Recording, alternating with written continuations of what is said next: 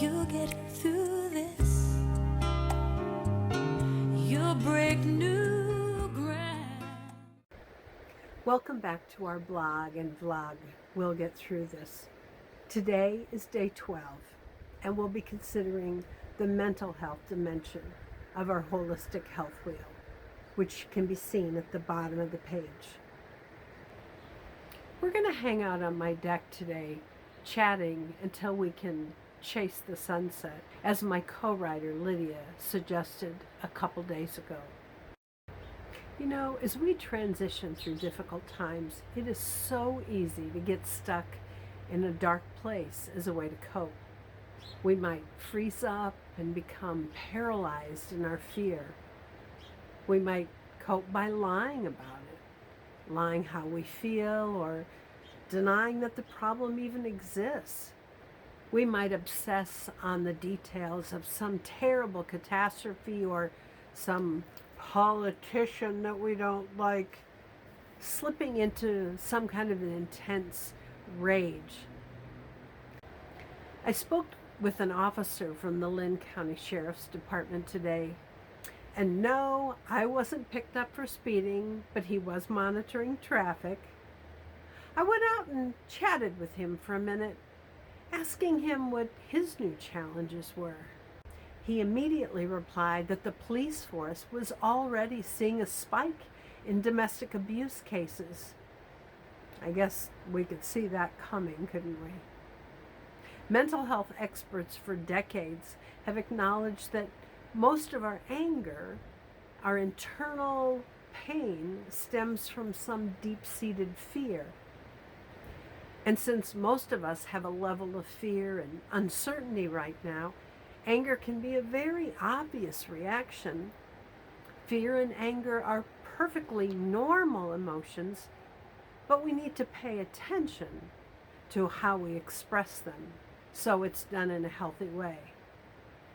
Real mental health means monitoring and honoring our entire range of emotions, not just those pretty ones that we'll show to our church friends. Lydia, I'm taking your advice and chasing the sunset. Today I squealed with immense joy as we pulled Wanda out of storage and set her up at my daughter's farm. Remember a few days ago I told you about my mini camper? Well, she was too mini, so I upsized to Wanda Wanderlust.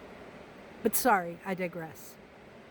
My tip is that we all need to focus just a couple minutes each day in this coming week on something that brings us joy.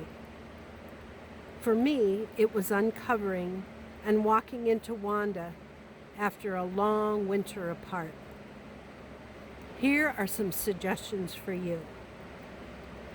Call a fun friend who can make you giggle until your belly aches. That's my Lydia. Cook and eat your favorite food. Snuggle with a child. Take a walk in nature. Cuddle up with your favorite blanket and take a nap. Make love. Watch your favorite movie. Gaze longingly at pictures of someone you love who you can't see right now. Nuzzle your pet, read a book, create something fun, play a musical instrument, jot a note of gratitude to your favorite teacher. Now, if you really can't think of a single thing each day, I've got a YouTube video with over 58 million views. Try not to laugh with glee at this one. While I encourage all of us to honor our full range of emotions, let's collectively focus on joy for a couple minutes each day this week. What gives you joy? Who gives you joy? And how do you feel about it?